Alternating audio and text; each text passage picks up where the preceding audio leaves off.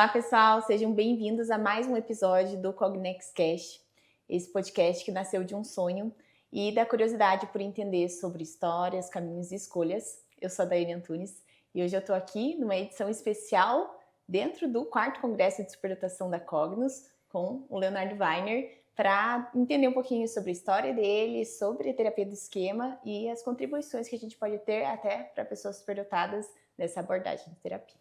Leonardo, obrigada por ter aceito esse convite. Estamos muito felizes, tanto por você ter palestrado aí no nosso congresso, né, mas também por ter topado estar dentro do podcast. Eu que agradeço, de verdade. É um prazer gigante estar aqui em Curitiba com vocês. Foi um prazer palestrar e também estar trocando aqui contigo no podcast. É sempre uma honra e acho que é muito legal a gente poder falar sobre terapia do esquema e poder falar sobre, de novo, psicoterapia como um todo, né? No final das contas, Exato. Somos clínicos e a gente meio que gosta disso. Né? Exato. Então tá bom. Leonardo, queria... Primeira pergunta que eu sempre faço, né, para os profissionais, o que te levou à psicologia? Você sempre quis fazer? É um caminho interessante, eu diria, na verdade, né? Para quem está escutando, talvez muitos não saibam, mas meu pai, meu avô também eram psicólogos, né? A gente tem, na verdade, uma empresa, a Weiner, que ela tem mais de 50 anos. E meu avô foi um dos primeiros terapeutas com CRP ativo no estado do Rio Grande do Sul. Nossa, nem sabia que vinha do teu avô. Achei que era teu pai já. Não, vem com meu avô. E daí, meu avô sempre trabalhou numa linha mais humanista, mais gestalt como um todo. Trabalhou muito num modelo mais Peirce de ser. E o meu pai, na década de 90, quando ele se formou, ele começou a trazer, junto com outros terapeutas, a terapia cognitivo-comportamental para o Brasil, com uma ênfase grande. E depois ele também trouxe a terapia do esquema, ali por 2010, 2008, 2000 alguma coisa. Ele trouxe aqui para o Brasil, ele foi fazer a formação fora e depois ele traz aqui para o Brasil. Eu sempre quis, de alguma maneira, fazer psicologia. Me lembro desde criança, eu achava interessante, sempre achava legal o trabalho do meu pai, como um todo. Minha mãe, ela é formada em Direito, nunca trabalhou como advogada, mas depois de um tempo quando eu e meu irmão, a gente ainda era criança, pré-adolescente, ela decidiu estudar psicologia também, daí ela é terapeuta também. Legal. A minha tia, daí por parte de mãe também, ela é psicóloga. Então, assim, eu sempre estive inserido, eu sempre achei legal, eu sempre achei interessante. Eu brinco, né, que eu conheci o Andy B. Harry, que é talvez o maior nome para transtorno de personalidade narcisista, com 15, 16 anos, né, o Robert Friedberg quando tinha 12. Então, assim, eu sempre conheci essas pessoas, sempre tive um privilégio muito grande nisso. E eu sempre achei muito interessante, sempre tive vontade. Mas, ao mesmo tempo que tem muito privilégio, tinha uma pressão muito grande em relação à performance, em relação a carregar o nome da família, nesse sentido, ao escolher psicologia, né? Foi uma escolha difícil. Eu tentei fugir, fiz direito um período. Fiz um período de direito. Fiquei pensando em ir para fora, para os Estados Unidos, para fazer medicina. Pensei em várias coisas, assim, mas eu sempre, na verdade, no fundo, eu queria fazer psicologia, mas era difícil de tolerar a comparação, que nem existia tanto na época, porque eu não fazia psicologia, mas eu sabia que existia, e de fato, quando eu entrei, sempre existiu, existe até hoje, e hoje é uma coisa que eu já estou disposto a viver com isso, eu aceito isso, entendo que não é sobre mim, é sobre as pessoas vão fazer isso, mas foi um processo psicoterapêutico que eu tive que fazer mesmo, que foi importante para conseguir ficar na psicologia como um todo e poder fazer do meu jeito, porque eu acho que esse é um outro ponto, né? No início era muito... Parecia que eu estava seguindo um script e eu, não está sendo do jeito que eu quero, né? Então deixa eu fazer do meu jeito. E não que um é melhor que o outro, mas é quem eu sou, né? Na verdade. Sim. Então, assim, foi um processo longo, assim, para poder chegar hoje e estar bem feliz com a minha profissão. Eu falei para você, né, ali fora, que eu lembro, você até falou que provavelmente foi você que falou isso, mas essa comparação, né, dessa pressão até em relação à comparação com teu pai. Mas você acha que isso ainda é muito forte hoje? Porque hoje você também é um super nome, assim, já, né? Então... Eu acho que sim.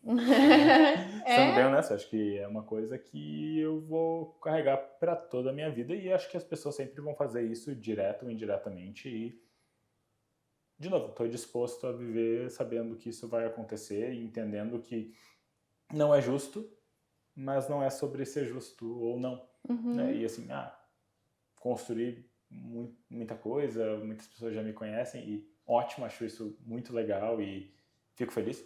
Vão ter sempre pessoas que vão olhar para minha trajetória e fazer comparações e comentários que são injustos e, de novo, eu sei dos meus privilégios também nisso tudo, principalmente de acesso, né, que é um nível de acesso que eu tive que ninguém tem, para ser bem honesto. Então, assim, eu conheci o Yang antes de estar formado, né? Então, assim, eu conheci essas pessoas num outro nível, assim, eu saí para comer panqueca com o Wendy quando eu estava nos Estados Unidos, assim, esse é o nível de intimidade, a gente é amigo de trocar mensagem, então, assim, são coisas do gênero,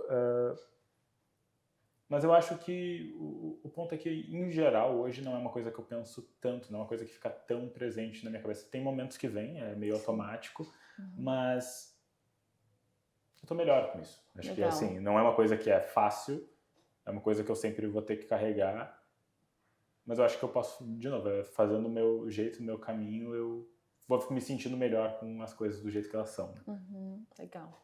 E para quem não conhece terapia do esquema, né? O que diferencia a terapia do esquema de outras terapias cognitivas?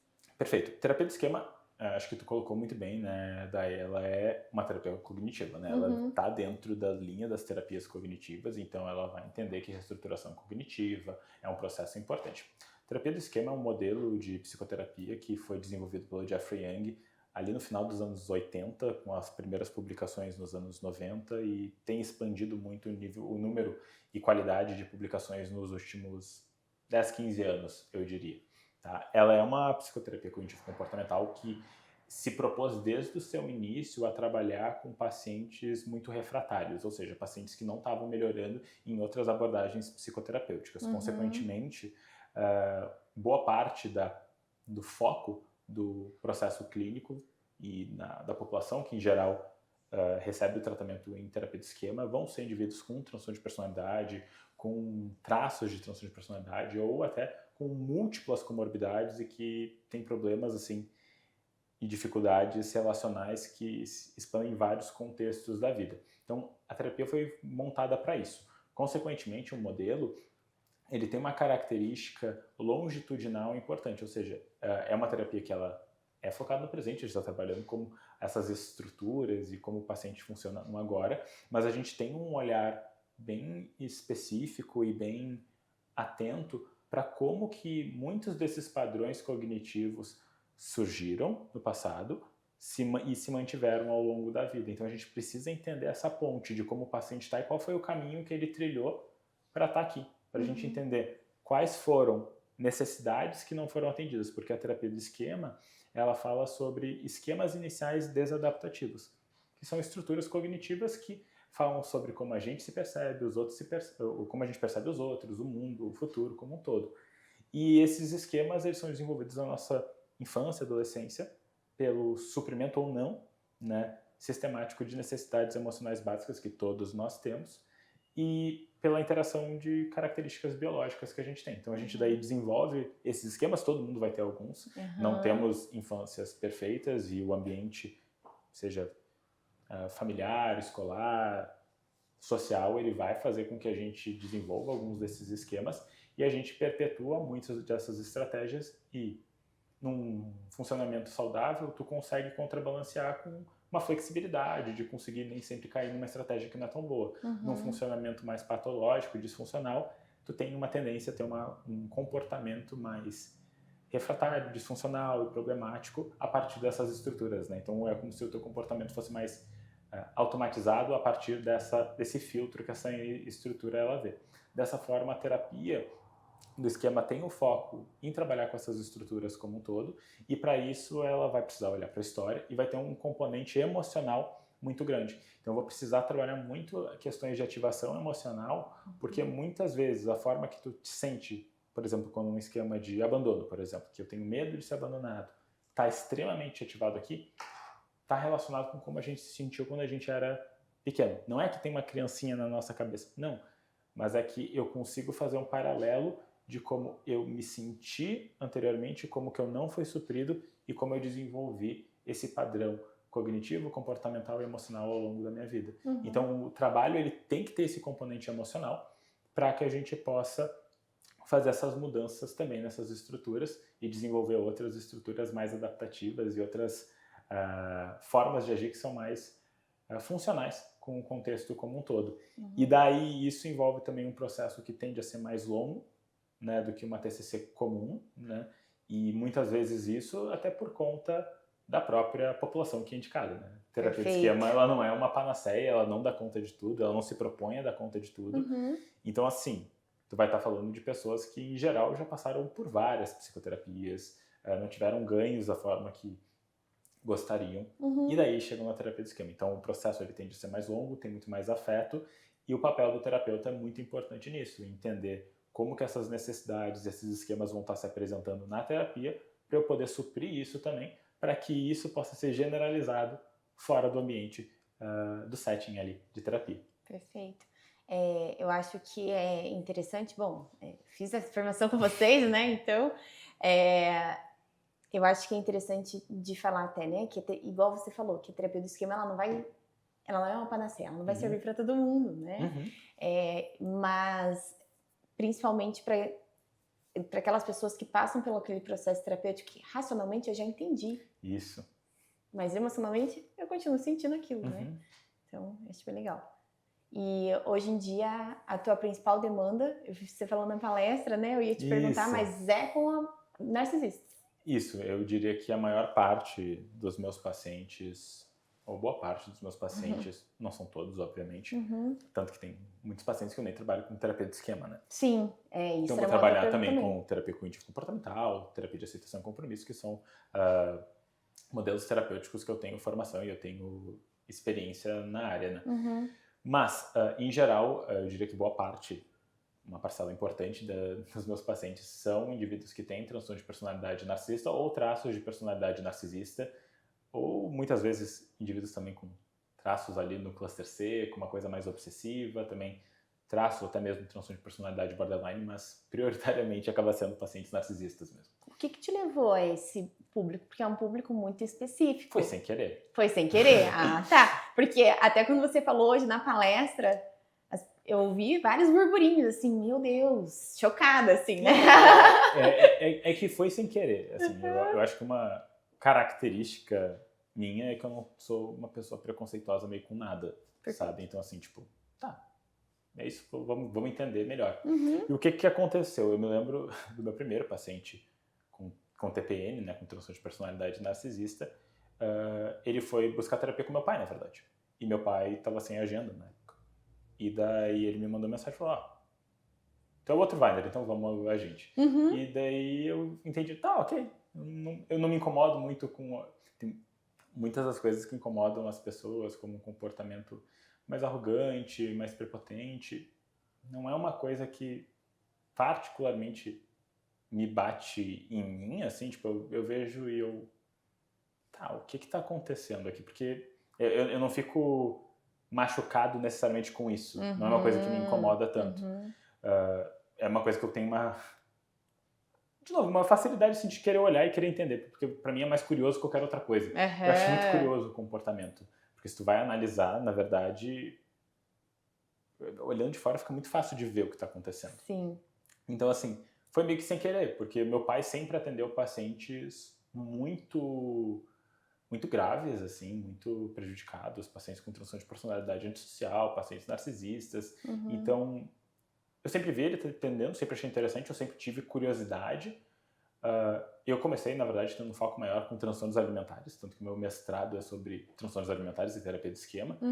Mas as pessoas começaram a entender que eu atendia paciente narcisista, eu achava interessante, eu estava gostando de atender, porque de verdade é muito legal o atendimento, é muito estimulante também, acho que demanda bastante do terapeuta, então em geral são pacientes que também trazem bastante conteúdo, tem bastante coisa para ser trabalhada, e a verdade é que quando tu passa de uma superfície mais grandiosa, em geral tu vê muito sofrimento. Vulnerabilidade. Né? E quando tu vê isso, tu vê toda uma história que tu quer ajudar. Então, assim, tu vai ver o paciente que gostava de ficar doente porque sabia que daí era o único momento que os pais iam cuidar dele.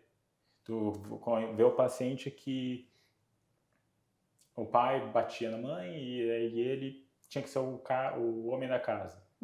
Então, tu vai ver, na verdade, várias histórias, ou a pessoa que só era valorizada pela performance o tempo todo. Nunca conseguiu se sentir cuidada e gostada por quem era. E assim, como terapeuta, eu não consigo pensar como a gente não vai cuidar dessas pessoas, como isso não é algo que merece atenção. E eu entendo, e de verdade, eu entendo que é desafiador, eu entendo que dói, eu entendo que às vezes comportamento incomoda, mas ao mesmo tempo às vezes vem aquele discurso ou até mesmo aquela questão de mas e todo mal que essas pessoas fizeram para outras.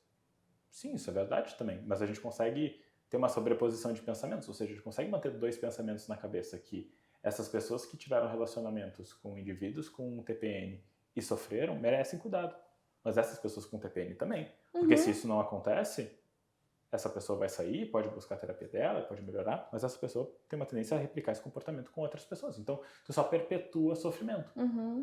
E eu não acho que perpetuar sofrimento é legal. Sim, uma coisa não exclui a outra, né? Exato. Eu acho que é isso, quando você começa a atender, você vê o ser humano. Exato. Por trás de tudo isso, assim, né? E essas vulnerabilidades, esse sofrimento que talvez para quem convive, realmente seja difícil entender, assim, nossa, como que você pode ficar com pena, porque às vezes quando você olha dá até, poxa, que triste que isso aconteceu com você, né? Mas eu acho que realmente acaba sendo um super tabu, assim. Porque é muito triste. Sim. E tu vai olhar e tu vai ficar triste e ao mesmo tempo tu vai poder olhar e falar, e o teu comportamento com o X tá inadequado. As duas coisas coexistem. Esse comportamento intimidador... Isso não justifica. Exato, esse comportamento intimidador, ele realmente traz alívio pra ti agora. Mas ele realmente faz tu te sentir segura na tua relação? Ele realmente faz tu sentir que estão conseguindo olhar pra ti? Não. Não remete ao que tu sempre viveu?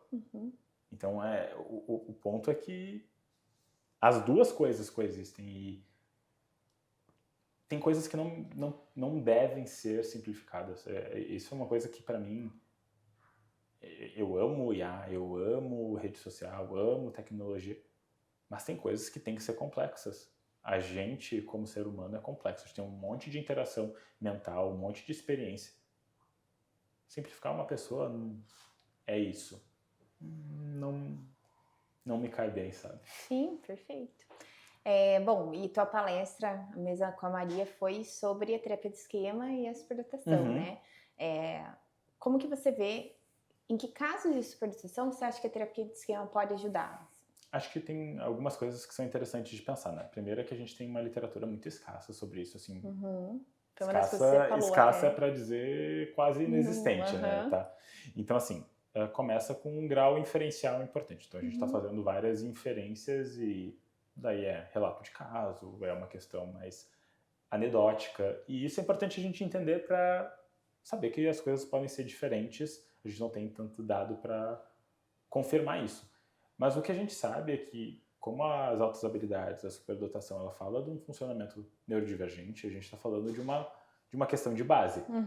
Então, isso fala da base do indivíduo. E a gente sabe que, em geral, as pessoas não conhecem muito sobre. A gente sabe que ambientes, por exemplo, escolares, eles não são adaptados para conseguir comportar e dar o suporte necessário. E, consequentemente, muitas necessidades que esses indivíduos vão ter não vão estar conseguindo ser atendidas na medida, talvez, que eles precisavam. Perfeito. Consequentemente, a gente começa a criar várias estratégias para lidar com isso. E muitas dessas estratégias vão virar esses esquemas, essa forma de entender e, consequentemente, o processo de lidar com o esquema, o processo esquemático, entram aí as estratégias comportamentais, emocionais, situacionais, que vêm de acordo com o esquema. Então, a terapia de esquema não quer tratar a superdotação e a alta habilidade. Ela quer, na verdade, entender como que Porque a terapia do esquema ela vai servir como um complemento de avaliação e compreensão de estruturas cognitivas e um complemento técnico para trabalhar muitas das comorbidades que vão falar de transtornos de personalidade, traços de transtorno de personalidade, questões disfuncionais que se mantêm há muito tempo. Então, a terapia do esquema ela vai focar muito nisso, entendendo também, dentro desse processo onde a gente ajuda com intervenções específicas de TCC, de ACT, sobre a disposição do indivíduo a entender melhor e compreender melhor a superdotação e alta habilidade. Então, de novo, porque o tratamento para o indivíduo com altas habilidades, ele não é necessariamente para as altas habilidades, é sobre as disfunções e as dificuldades que o indivíduo tem por talvez não ter conseguido desenvolver outras habilidades e assim por diante, né? Exato. E a terapia do esquema ela entra nisso, né? Muito nessa base longitudinal, porque faz muito sentido se a gente parar para pensar, né? Existe um impacto ao longo da vida do indivíduo por conta também das altas habilidades, da superdotação, e aí que a terapia do esquema ela entra com tanta ênfase no trabalho. E eu acho legal você falar até sobre a questão da avaliação, porque eu acho que a Maria deve ter comentado, né, com você. Mas eu mesma fiz a formação em terapia do esquema e eu nem atendo em psicoterapia mais, assim, mas eu uso muito a terapia do esquema dentro do processo de avaliação neuropsicológica, assim, porque isso ajuda muito a entender não só pacientes superdotados, mas às vezes os pacientes, porque assim como não existe uma terapia para superdotados, não é uma avaliação neuropsicológica para superdotação, né? Assim como não é uma avaliação neuropsicológica para TDAH, é uma avaliação neuropsicológica como um todo, né? Assim como a terapia. Mas eu acho que ajuda muito a entender nesse sentido de essas pessoas, elas também têm necessidades emocionais, assim como todos, né? Têm necessidades emocionais e como todo mundo também vão ter necessidades emocionais que não foram atendidas, às vezes até por conta dessa sensibilidade, dessa intensidade, que talvez o meu potinho precisava estar transbordando para que eu realmente me sentisse suficiente. E a gente vê que isso não vai acontecer, assim, de uma forma geral com ninguém, né? Então, eu acho que nesses casos onde tem esses padrões emocionais que são muito arraigados também, né? E essa questão do pertencimento que é muito importante, que às vezes não é suficiente, essa sensação de eu sou diferente e eu acabo crescendo com isso uma vida toda, eu acho que aí entra bastante, assim, né, essas implicações e essa utilidade da terapia do esquema, né, para pessoas com altas habilidades também. Concordo perfeitamente, exatamente isso. E você acha, então, você já meio que respondeu, né, mas assim, a terapia para superdotado vai ser diferente da terapia para outras pessoas? Toda terapia deve ser diferente para todo mundo, né? Eu acho que, óbvio. Daí a gente pode entrar num papo muito nerd e falar sobre pesquisa ideográfica, que daí são pesquisas sobre como a terapia funciona para quem de tal forma, que é o que a terapia cognitiva baseada em processos, ela vai falar muito, e é talvez a grande premissa do Hayes e do Hoffman. A gente poderia falar disso, mas eu acho que dá para deixar de um jeito mais simples, que é assim, a gente vai ter médias globais que vão nos indicar tratamentos específicos. Esses tratamentos específicos só vão fazer sentido a partir de uma conceitualização e uma formulação de caso, ou seja, a gente tem uma ideia média sobre como um indivíduo com superdotação e atuabilidade tende a agir. A gente sabe que existe variabilidade dentro disso. Eu preciso entender qual é a variabilidade do meu paciente, como ele se apresenta, quais são os esquemas, como foi essa história de vida, para que eu monte um tratamento específico para essa pessoa. Por mais que eu entenda que existam alguns parâmetros, algumas ideias globais, né? Como sempre diminuir sintoma agudo, poder ajudar na questão da compreensão e psicoeducação da superdotação, trabalhar essas questões cognitivas como um todo. Então, assim, existem princípios, mas a gente vai ter aspectos muito mais específicos e de especificidades para cada paciente. Então, cada paciente vai ter a sua terapia diferente. Então, um paciente com altas habilidades vai ter uma terapia diferente. É que é a grande questão. Quando tu faz uma formulação, tu precisa entender existe algum, por exemplo, algum transtorno, alguma condição de base? As altas habilidades se tornam uma condição de base. É um funcionamento neurodivergente. E, consequentemente, isso pode e provavelmente vai impactar várias coisas. Só que eu tenho que entender como impacta para a Dai, para a Ana, para o João, para o Ciclano, para o Beltrano. Sim, exato. Vai impactar de uma forma diferente. Exato.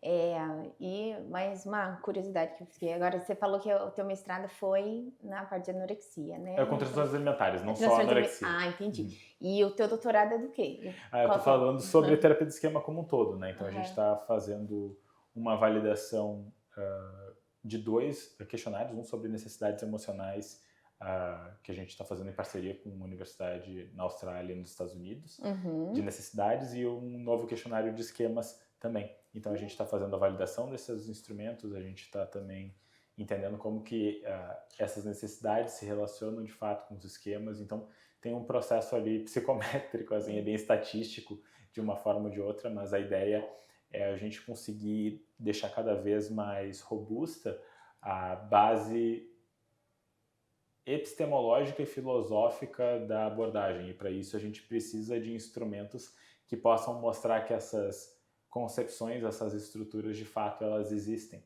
Né? Então, por isso que os instrumentos eles se tornam tão importantes para isso. Porque se eu falo que existem 18 esquemas, mas eu não consigo comprovar que um esquema ele é diferente do outro estatisticamente, talvez não existam 18 esquemas. Então, assim, a gente tem conseguido mostrar isso também nos estudos, o que é bem legal, que corrobora cada vez mais com o modelo teórico da abordagem. Né? Legal. Então esse novo questionário de esquemas mesmo, ele vem para, de alguma forma, complementar, meio que substituir? São 2 questionários diferentes, que eles vão estar avaliando a mesma coisa. Existe uma questão que... E daí, de novo, não é falar mal sobre o questionário de esquemas que nós temos agora. Sim. Ele tem um valor clínico gigantesco, mas psicometricamente falando e falando em termos de instrumentos, ele carece de algumas coisas que seriam legais de ter. Por exemplo, a gente não tem um ponto do meio de verdade, tem existe uma divisão das estruturas das perguntas que às vezes é feito de uma forma que talvez não é do jeito que a gente gostaria, porque isso pode ir fazendo uma indução a respostas. Então tem uma série de coisas que até a própria grafia de algumas dos itens também tem algumas questões que podem ser questionadas, até de compreensão mesmo. Sim. Então tem algumas questões que, de novo, a gente pode estar sempre pensando em aprimorar, né? E acho que é mais nesse sentido. Complementa e tenta dar uma aprimorada, né, de uma forma ou de outra. E você recebe muito paciente assim para terapia encaminhado de avaliação neuropsicológica ou não tanto? Não tanto, sabe? Acontece de vez em quando, mas como as pessoas em geral já me conhecem como o cara que atende narcisismo, em geral tende a vir assim: eu preciso que tu atenda esse paciente. Provavelmente vai para uma coisa mais TPM. Entendi. Tem uma tendência a ser mais assim, mas já recebi de avaliação algumas vezes. Não é o mais comum, mas acontece. E até linkando, né, com o que você estava falando em relação à superdotação, enfim, né, mas os transtornos de personalidade, eu acho que uma das coisas que até a gente vem tentando trazer bastante no congresso agora é que a superdotação, ela não inibe de nenhuma forma a pessoa de ter um transtorno de personalidade também. Na verdade, o que a gente tem, de novo, a gente tem poucos dados fidedignos, assim, bem estruturados dentro da literatura, mas existe uma inferência teórica que faz muito sentido se a gente for parar para pensar, que esses indivíduos provavelmente têm mais traços de personalidade, podem também ter mais transtornos de personalidade do que uma população que não vai ter essa neurodivergência. Então, assim, a gente vê isso na clínica. É uma característica, de novo, é uma evidência anedótica que fala de casos específicos, claro. Mas é uma evidência. Mas assim, se tu for falar aqui no congresso, as pessoas provavelmente concordariam com isso. Sim. Que já nos dá um indício de algo. Perfeito. Então, de novo, eu acho que é aquela velha história. A gente tem que parar e avaliar, né? Então, quando a gente avalia, daí a gente consegue ter uma clareza do que está acontecendo e, consequentemente, quais vão ser as ações que a gente vai querer tomar, né? Sim, porque senão eu acho que também a gente entra num lugar perigoso de associar todos os traços emocionais só à superdotação, quando às vezes eles são patológicos e a gente precisa, não pode negligenciar isso, porque se a gente não olha para isso, a gente também está negligenciando o cuidado com esse paciente. Até porque às vezes não é da superdotação. Perfeito. Às vezes aí já é tá muito mais relacionado a uma visão cognitiva de como tu realmente vê as coisas. Perfeito. Então, às vezes, não é de um funcionamento mais intenso porque teve uma sobrecarga de estímulo. Ou, às vezes, é tipo, eu tenho dificuldade de regulação emocional mesmo. Ou eu sou mais crítico mesmo. Então, tem coisas que a gente tem que avaliar com essa calma. Exato. E acho que isso vale para superdotação, para uma pessoa com autismo. Uma pessoa com autismo também pode ter um transtorno de personalidade. Da mesma forma, TDAH, tu vai pensar uma pessoa com TDAH que não foi diagnosticada cedo, como isso vai gerando séries de estratégias e tu vai... De novo? Exato. A gente sabe que falham. Há falhas, né, nesse processo anterior. Seria ótimo que todo mundo conseguisse ter uma avaliação eventualmente no momento da vida para saber se tem alguma coisa ou não, mas isso não acontece, né? Então, assim, se a pessoa está tocando a vida, em geral, ela não vai parar para ver isso. Principalmente se é uma criança que não tem problemas escolares ou os pais não têm grandes queixas, você vai tocando. E daí, quando que tu vai ver isso? Lá na frente, quando talvez trouxer alguma questão. Perfeito. Exato. Bom, mas se você não é muito encaminhado, mas agora uma curiosidade até de profissional, mas como que você acha que uma avaliação neuropsicológica pode contribuir quando a gente encaminha o paciente para terapia, seja de terapia de esquema ou ACT, enfim, né, qualquer coisa assim? Tu tem um perfil, né? Tu consegue ver um perfil e daí é um ponto onde, de novo, não é que eu vou ser crítico, mas eu sou muito avaliativo nisso. Muito parecido com um paciente que vem encaminhado de um psiquiatra, eu vou avaliar o diagnóstico, eu vou avaliar qual é a medicação que esse paciente está tomando, porque eu preciso saber, porque eu preciso entender como isso opera. Eu preciso olhar, então, dentro dessa avaliação, o que foi testado, o que foi avaliado, quais foram os testes. Eu preciso saber, mesmo que eu não aplique, eu preciso saber para entender melhor a fidedignidade daquilo, do resultado que eu estou vendo, e também daí, a partir disso, entender como que esse perfil ele pode ou não vulnerabilizar o meu paciente. Porque eu acho que esse é um grande ponto. Quando tem uma avaliação psicológica bem feita, tu consegue entender o que são pontos que vão fortalecer e pontos que podem vulnerabilizar o teu paciente. De novo, tu não está fazendo uma viagem no tempo onde tu está indo para o futuro e tu está vendo o que vai acontecer. Não, mas tu já pode ter, talvez, uma luz sobre alguns comportamentos que talvez tu não teria de outra forma. Exato. Até pensei agora, né? Mas, por exemplo, um adulto que tem ali o diagnóstico tardio, por exemplo, de um TDAH, talvez ele tenha ali esquemas de incompetência também, que em algum momento fazem sentido, porque ele estava desatento naquele momento. E aí esses esquemas eles vão sendo confirmados também ao longo do tempo, né? Exato. E aí ele vai criar os padrões rígidos para tentar compensar, né? N coisas, né? Então, assim, é muito importante porque é aquela velha história. Eu tenho um problema no joelho, vamos supor, um exemplo. Se eu chego no meu médico diz, tu tem que tomar... Por 2 semanas, tu tem que tomar esse anti-inflamatório e depois tu vai tomar pro resto da tua vida um suplemento. Eu posso até resolver meu problema, mas eu ia querer saber o que tem no meu joelho. Uma avaliação diagnóstica, também é isso.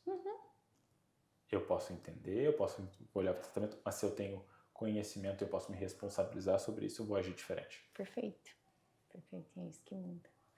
Legal, Leonardo. Obrigada pela tua contribuição, assim, não só aqui no congresso, mas eu sou muito fã da terapia de esquema, muito, muito, muito fã. E igual eu falei, né, mesmo não trabalhando hoje em dia com a psicoterapia mesmo, eu gosto muito.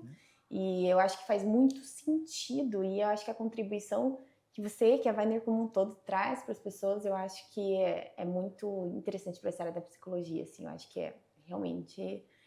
muda vidas, assim, realmente. Dai, obrigado, quero te agradecer, quero agradecer a toda a organização do congresso, da Cognos, o podcast, o pessoal aqui que está gravando também.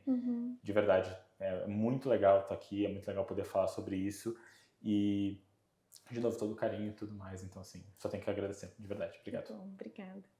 Pessoal, obrigada por estarem assistindo mais um episódio do Cognex Cast.